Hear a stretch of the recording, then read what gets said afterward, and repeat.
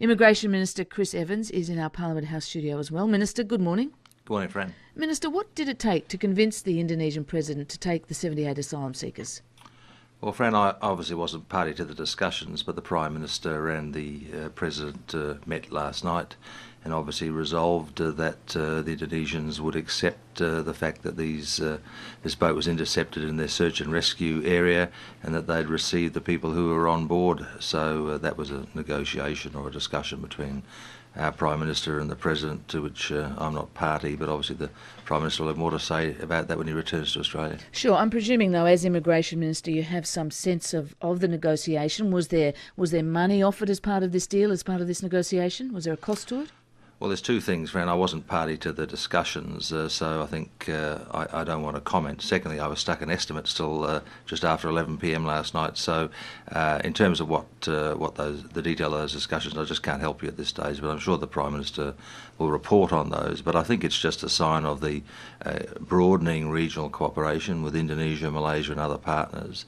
Under the Bali process, there's been really good commitment to understanding that we have to work together to defeat people smuggling and trafficking, and these sorts of regional arrangements and cooperations are going to be the key to tackling this problem. The Indonesians have made it clear, and you may not have heard this, but overnight, that the deal for these 78 people, in their words, is only a temporary solution, and they accepted them on humanitarian grounds because there was a sick child aboard. In other words, they don't see it as their legal responsibility. So what happens the next time there's another boat like that gets in trouble that needs rescuing? What happens if this happens again? Well, look, I'm not sure exactly what the Indonesians' longer-term position is, but this was an unusual situation where there was a crisis at sea, a risk of life at sea. The Indonesians asked us to assist in rescuing these people because we had the capacity through our naval vessel to get there first and to ensure those people were safe. We did so. It became necessary to take them on board Australian vessels because their boat was in serious trouble. But that was our response to a cry for help and risk of loss of life at sea. There was no other response available to us. I think the opposition was suggesting yesterday somehow that we shouldn't respond to these crises. I think that's just reprehensible. We did what we should do. We did the morally right thing, but then we sought to discuss with Indonesia the fact that these people were found in their search and rescue area, and as a result of those discussions, they've agreed to take them. No doubt if they're seeking asylum, UNHCR will process their claims, and as you know, we support UNHCR processing both,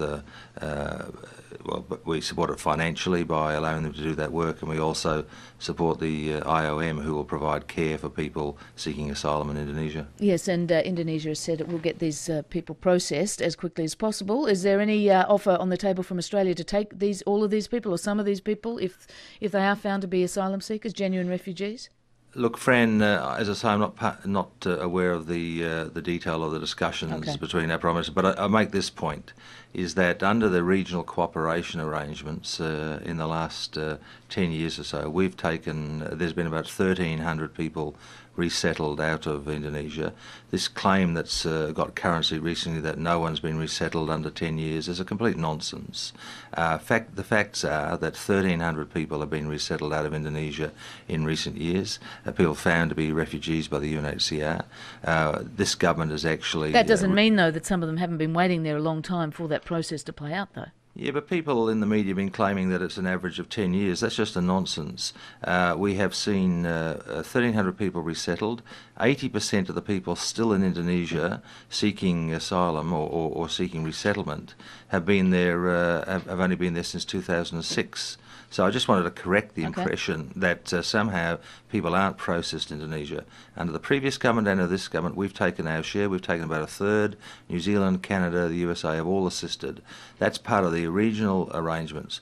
What we've got, though, is a very strong system whereby the Indonesians respect people's claims for asylum. They process them in accordance with a UNHCR. Well, they allow the UNHCR to process them, and they provide services through the IOM while their claims are being considered.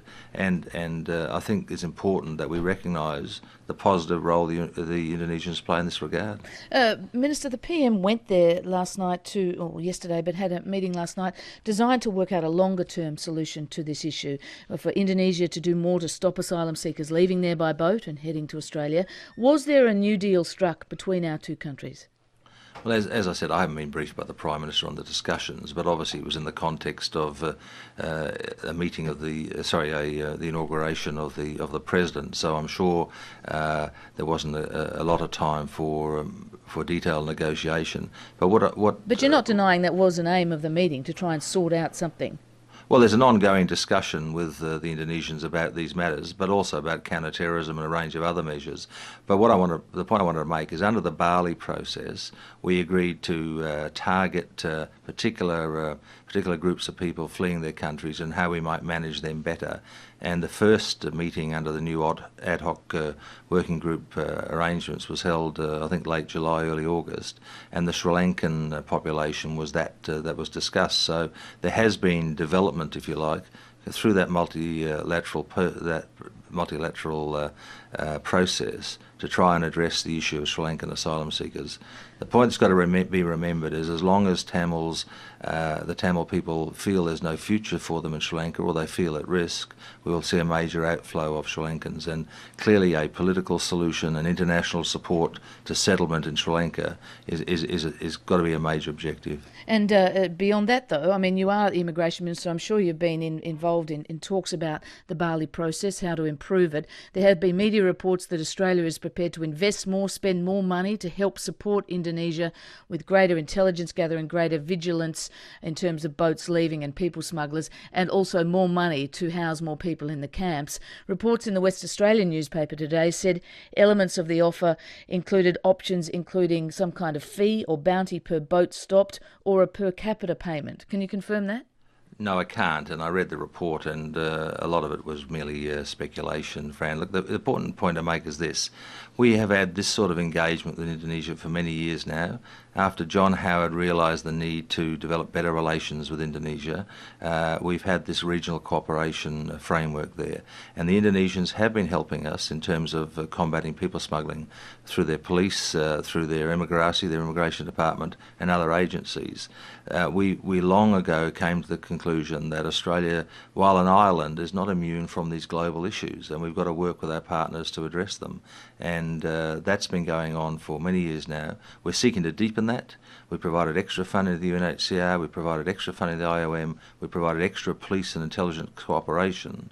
And if you like, recent developments are just an extension of what is an ongoing regional engagement on these issues. And we've had similar developments with Malaysia and other partners. Minister, for some people, I mean, there's different views in this debate, but the fact is Indonesia has a population of 240 million people, Australia 22 million people. Why is it fair to assume that Indonesia can manage these extra asylum seekers and we can't or won't? Well, the point to make is we're not asking them to manage them alone. What we're saying is that we will assist them resolve protracted cases, and you might note that... Yeah, but we're asking them to manage them there rather than us manage them here.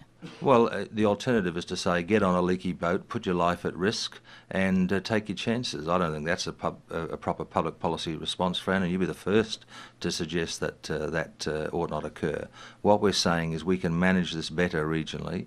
We're saying to them, let the UNHCR process them, which they do, provide a safe environment for them, which they do, provide IOM care for them, which they do, or which they facilitate, and have them processed. And if they've been found to be refugees, we will assist resolve that situation by taking our fair share, encouraging international partners like New Zealand to take their share to resettle these people found to be refugees. That's been occurring. I've initiated more activity in that area, and as you know, the Lombok group, as they're referred to, were one of those groups who've been there for a long time. They hadn't been found to be refugees, and that's one of the reasons why they'd been stuck there.